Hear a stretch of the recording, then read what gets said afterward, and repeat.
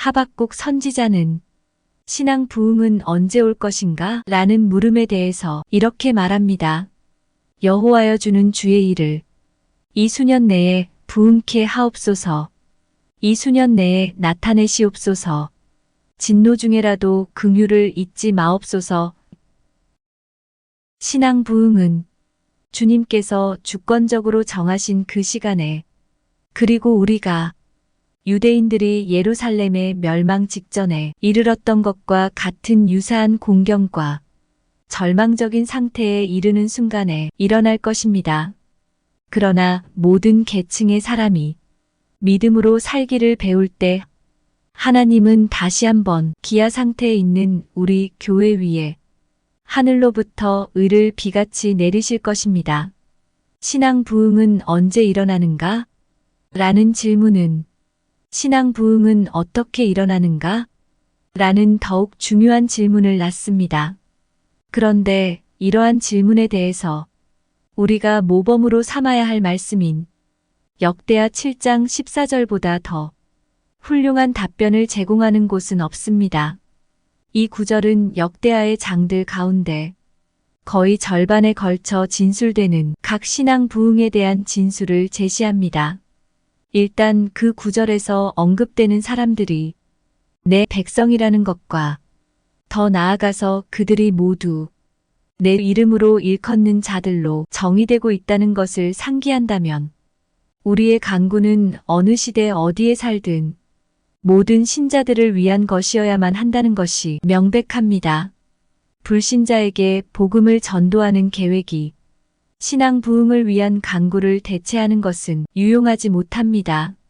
비록 우리가 신앙 부흥은 가장 결정적이고 독특한 우리 주님의 특별한 주권 사항이라는 것을 확언하기는 하지만 신앙 부흥을 위해 우리는 역대하 7장 14절에 나오는 4가지 중요한 원리를 따름으로써 신앙 부흥에 대비해야 합니다.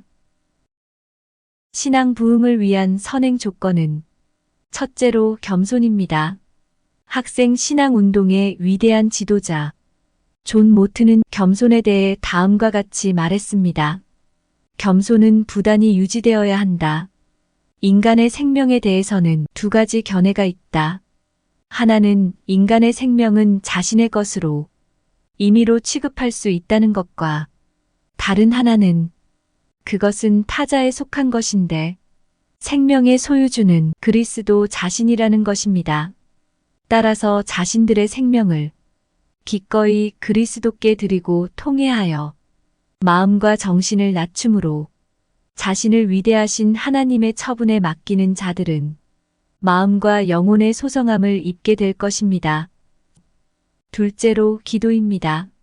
쇠든 고드는 다음과 같이 우리에게 교훈합니다. 이 세상에서 위대한 사람들은 기도하는 사람들입니다. 이 말은 기도에 대해서 말하는 자들을 두고 하는 말이 아닙니다. 자신들이 기도를 믿는다고 말하는 자들을 두고 하는 말도 아닙니다. 내가 말하고자 하는 자들은 시간을 내서 기도하는 자들입니다. 오늘날 바로 이들이 하나님을 위해 최상의 것을 하고 있는 사람들입니다. 그들은 영혼들을 구하고 문제들을 해결하며 교회를 일깨우고 세상을 좀 더 향기롭게 하는 일에 있어서 최상의 일을 하고 있습니다. 이러한 기도에 대치될 수 있는 것은 아무것도 없습니다. 선지자 엘리야는 기도에 있어 우리에게 하나의 정형이 됩니다. 왜냐하면 야고보서 5장 17절은 엘리야가 우리와 성정이 같은 사람이었다고 말하기 때문입니다. 그러나 그가 비 오지 않기를 간절히 기도한 결과 3년 6개월 동안 땅에 비가 오지 않았습니다. 야고보는 다음과 같이 설명합니다. 의인의 간구는 성령에 의해 역사하는 힘이 많으니라. 그러므로 우리는 신앙 부흥을 위해 기도해야만 합니다. 셋째로 영적인 갈망입니다.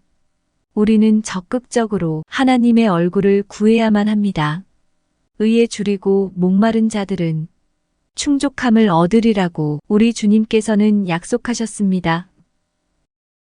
자신이 먼저 모든 것을 새롭게 하시는 하나님의 능력을 느낌으로 감동을 받기까지 그분의 임재를 열망할 뿐만 아니라 계속해서 하나님의 임재를 추구하는 자들만이 영적으로 이 세대를 일깨워 분발시키는 그리스도의 사역자들이 될 것입니다. 넷째로 고백과 회개입니다. 본문은 우리에게 악한 길에서 돌이키라고 담대히 촉구합니다.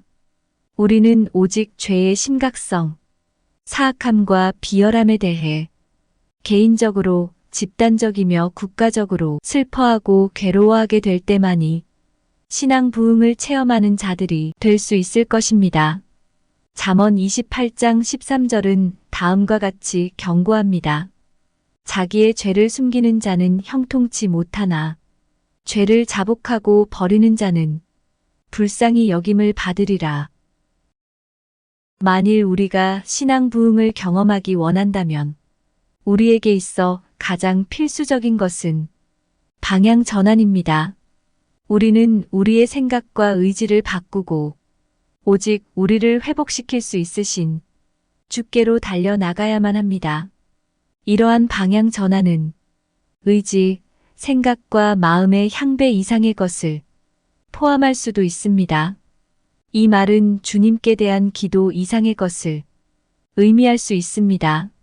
또 이 말은 우리가 지금까지 훔쳐온 것을 보상하고 남을 중상모략함으로 가한 손상을 회복시키며 우리가 만들어온 허술한 제품이나 우리가 해온 무성의한 봉사를 보상해야만 한다는 것을 의미할 수도 있습니다. 주님께서 우리를 당신께 돌아오도록 하기 위해 사용하시는 방법은 다양할 수 있지만 우리가 돌이켜야 할 절대적인 필연성에는 결코 다양성이 있을 수 없습니다.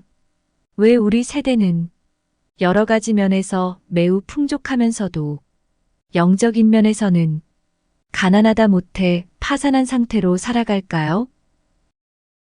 모든 교회와 국가에 있어 이러한 절망적인 사태는 즉시 시정될 수 있습니다. 하지만 모든 것은 하나님의 이름으로 일컬어지는 하나님의 백성들이 어떻게 행동하느냐에 달려 있습니다. 우리가 스스로 겸비하고 기도하며 그분의 얼굴을 구하고 우리의 악한 길에서 돌이킨다면 그분께서 하늘에서 들으시고 우리의 죄를 사하시며 우리의 땅을 고치시리라고 전적으로 확신합니다.